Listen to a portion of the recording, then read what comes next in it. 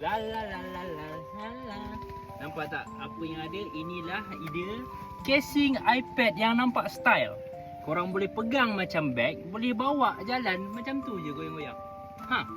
Nampak tak? Saya pun pastikan benda ni selamat dengan padding yang tebal, dengan kualiti getah yang agak bagus.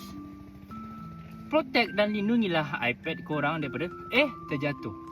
Kalau terjatuh pun masih selamat. Tengok dengan padding dia yang tebal yang memastikan iPad korang selamat. Di samping ada fungsi menegakkan iPad bila letak atas meja. Boleh tengok sambil makan, sambil buat kerja. Nampak fancy macam mesra kanak-kanak.